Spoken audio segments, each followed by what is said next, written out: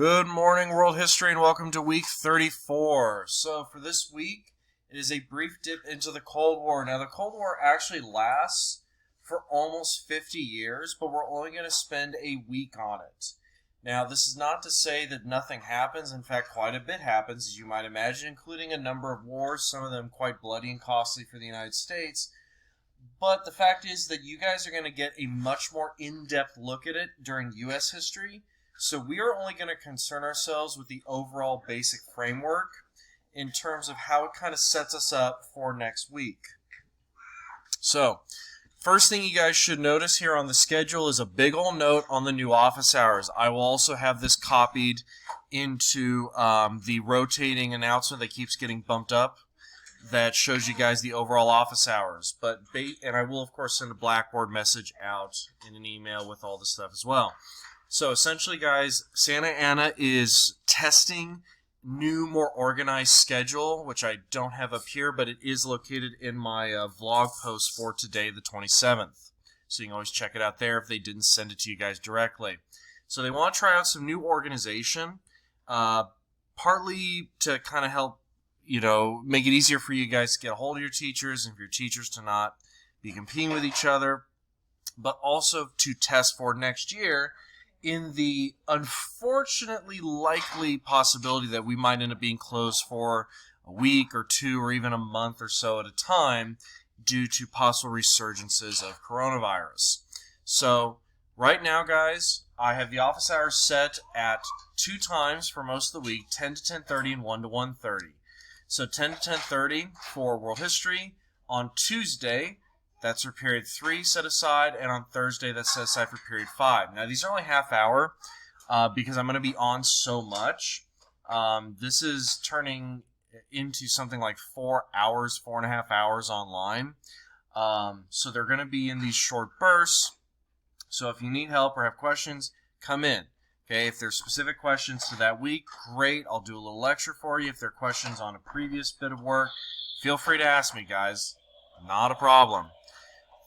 Thursday is going to be for period 5 in the morning. Period 2 and 6, you guys are in the afternoon at 1 to 1:30 p.m. on Monday and Thursday, respectively. You notice there are no hours on Wednesday. That's because that's the day set aside for teachers to have meetings with each other and their departments. I apologize for the sound of my son, which is also why I'm only on for half an hour at a time, guys. And if you come into one of these meetings and I am not there, it's because I am currently dealing with a psychotic toddler. On Friday, you'll notice I have 3 different half-hour blocks. It doesn't matter. It's fine. 3 half-hour blocks. And these are all open hours. So I have 3 of them. That way, if you can't get to me during one, you can get to me during the other. And this is for anyone to come in for any questions whatsoever. Now, things you guys are doing this week. We have lecture notes. We actually have 3 close reads. Now, I know that seems like a lot, but remember, guys, these close reads are pretty short. They take like maximum 10 minutes apiece.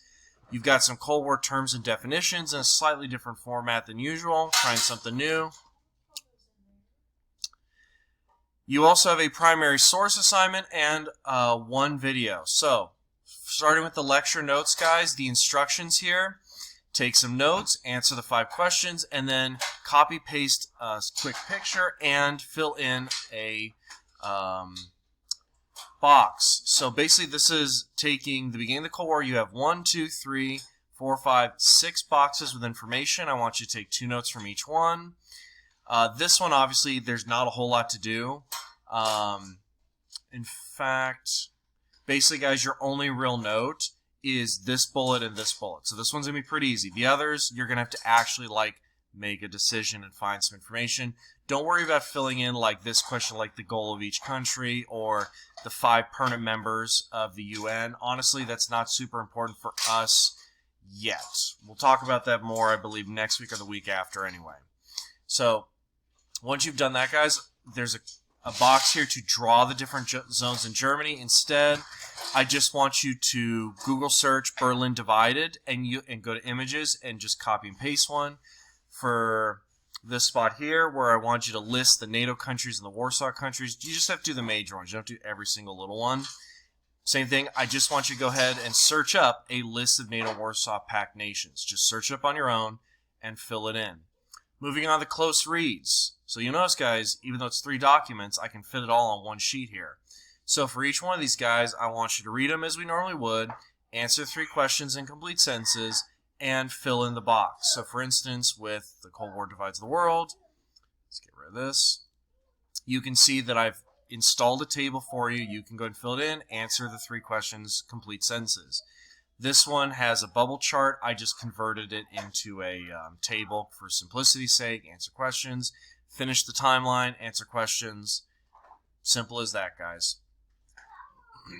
Okay, the next one, the primary sources. So this one, actually the next is Cold War terms and definitions. So directions, in the left-hand box, put a full and complete definition of the term, organization, or concept. So here, guys, is where I want the definition. Now, please note, I have included the textbook pages from the paper version of this assignment. However, the digital copy online is actually missing everything after World War II. Now, I am actually, I've already emailed Miss New to let her know about this. I assume that I'm the first teacher that's gotten to the Cold War. I'm usually ahead of schedule by everybody else by a week or 2 by this point in the year. So hopefully she's going to be able to rectify that and scan in the rest of the pages. If not, remember, guys, these are all really easy terms to Google search and find definitions of. Okay? Simple as that. And then on the right side, I want you to copy-paste some image of the term. So for instance, like with the UN, if you search UN and go to images, one of the things you'll probably find is their symbol. So to remind you guys how easy that is to do. So United Nations, images, and literally just, I like this one, copy, paste. Oh look, I'm done. Okay, guys, it's 30 seconds. Don't stress out. Don't make this more complicated than it needs to be. It's literally a 30-second component of the activity. So this side should not take you guys more than 2 or 3 minutes. This side should take you a couple more because you need to copy down the definitions. Okay? All right, now onto the primary sources. So now we're going to do a closer look at Mao Zedong, who was the leader of China for some 20 years before his death. Excuse me. So we have answer the questions for each section, answer questions for each primary source. Now, part 1 says using the second page of the PDF scanned out of order. I did not realize until here, and I didn't want to have to go through the effort of printing, wasting paper and ink, and then rescanning this thing in the correct order. So instead, we have it like this. So just skip the first page, go down to the second one where it says Remaking China's Life, Great Leap Forward, and Cultural Revolution, all terms that will make sense after you read them, and you will see them here in order. Just answer the questions. Then, I should say part 2. See, this is why I go over things. For part 2, guys, use the first page where it gives you 5 documents. All of these are primary sources. All of these are actual statements made during the time period. So, read them, go through them, and then explain the answer to this question. What is this document telling you about how the Chinese people viewed him or the overall historical effects? And then finally, in 1 to 3 sentences, state whether he was a hero or a villain in history, and make sure you include evidence. You have 5 documents worth of evidence, guys. Include something. Lastly, you have a video lesson on the Cold War. This is the Cold War Oversimplified Part 1. Now, please note this link is set to skip the video ahead, so you get to skip all the advertisement stuff. You'll note it is a longer video. It's about 14 minutes because of the amount we skipped. Part 2, you don't need to watch it. That will be included in next week's video because this covers the establishment of the Cold War. Part 2 is going to establish how it continued and how it ended, which is our concern next week when we talk about the collapse of old empires, including the British and the the USSR, and how it led to a whole set of new states that still to this day, some 30 years later, still deal with the scars and effects of the Cold War. All right, guys, that takes us through the end here. Remember, you've got all these new office hours. If you have any questions, I look forward to seeing you online. And remember, you can use your phone to get onto it. The links will be included in the office hours announcement that I will punch up, and I will also paste it in here before I post. So again, questions for this week, questions for previous assignment, feel free to come in. You can use your phone or you can use your Chromebook. You just got to follow the link. All right, guys, I'll see you next week.